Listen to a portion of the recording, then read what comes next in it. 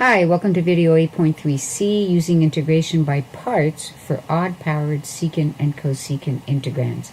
So we're still doing trig integrals, but there's just two special cases where you'll have to use integration by parts.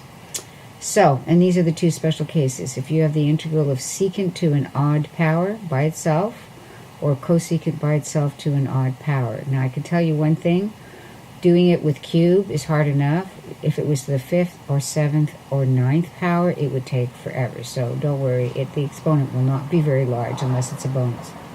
So you're going to let dv equal your normal whatever's convenient for you to let your dv equal. So here's an example. I'll take the easiest kind, integral secant cubed.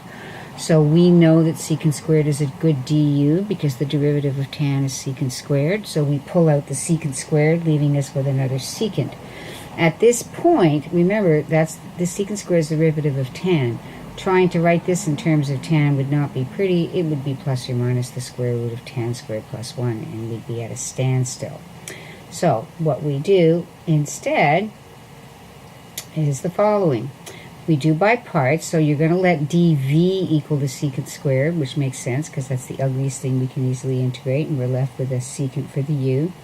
Therefore, du is secant x tan x dx, and if dv is secant squared, v is tan x. Now, you're going to have to write it on the left side. Remember we saw a few of those where you actually have to take the question and leave it on the left side the whole time. I have no problem with you just drawing an arrow all the way down, so you don't have to rewrite it, but you will need it at the end.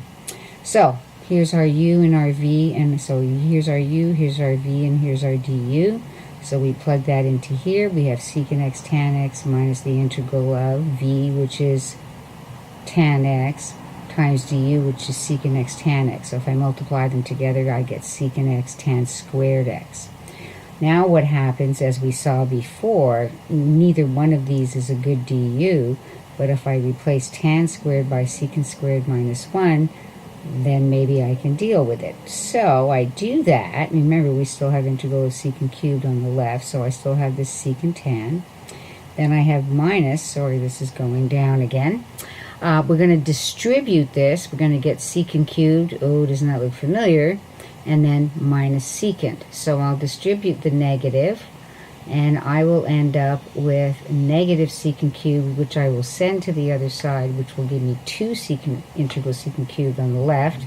And then when I distribute this negative over here, then I'll have this plus, then I'll have plus the integral of secant, and the integral of secant, because there still is an integral here, is ln secant plus tan.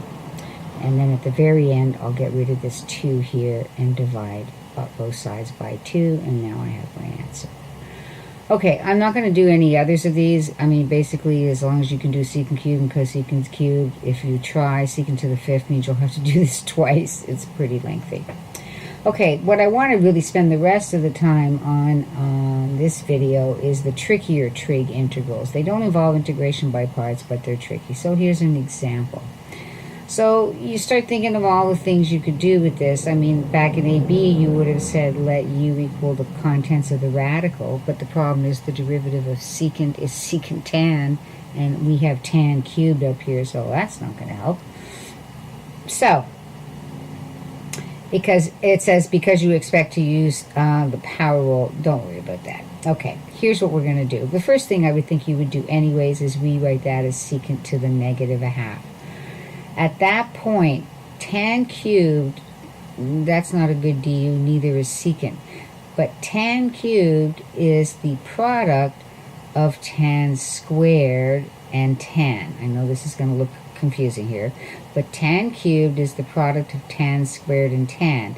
And of course, the beauty of tan squared is it can be rewritten as secant squared minus 1, and secant squared is a good du.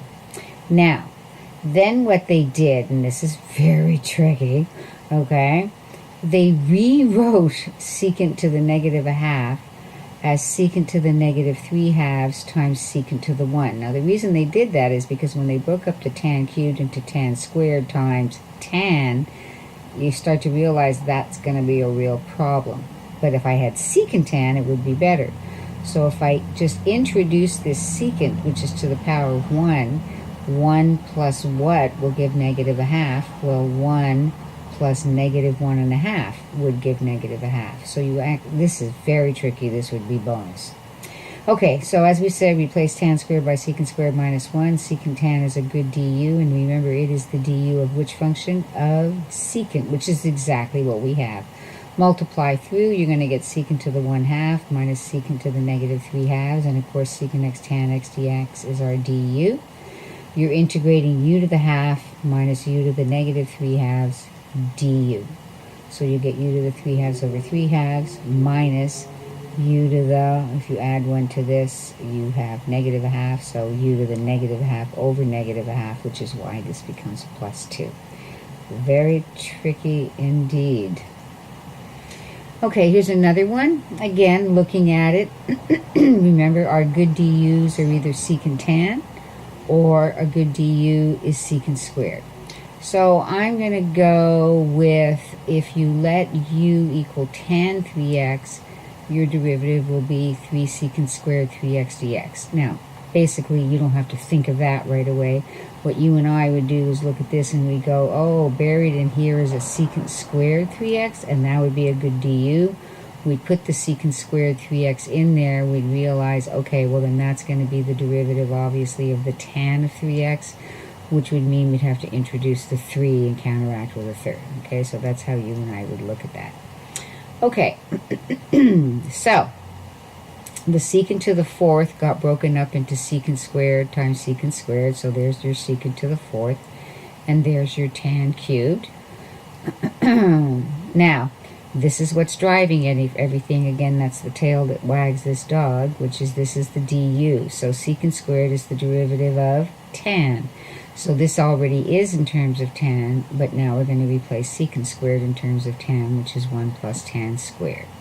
We distribute through, we get tan cubed 3x, distribute, we get plus tan to the 5th 3x, and then there's the introducing of the 3 and the counteracting with the 1/3. And now basically what you're integrating at this point is you're integrating 1/3 the integral of u cubed plus u to the 5th du, which will give which will give you u to the 4th over 4 plus u to the 6th over 6. And then you just multiply through the 1/3. I do apologize for this weird little icon. I obviously took a picture with this in it. Okay, what you're not responsible for are the questions where the integrand contains trig functions of different angles. So do be careful. I just want to make sure you don't make yourself crazy trying things like these questions right here, or maybe at the end of the chapter, or maybe in some other book you have. You'll notice here this is cos 2x, cos 6x. Notice the angles don't match. 2x, 4x, theta, 3 theta, 4 theta, negative 3 theta. These require the product of some identities. You do not have to know these identities for pre-calc, for the SAT level 2. You don't need to know them for the AB or BC. So really, don't bother.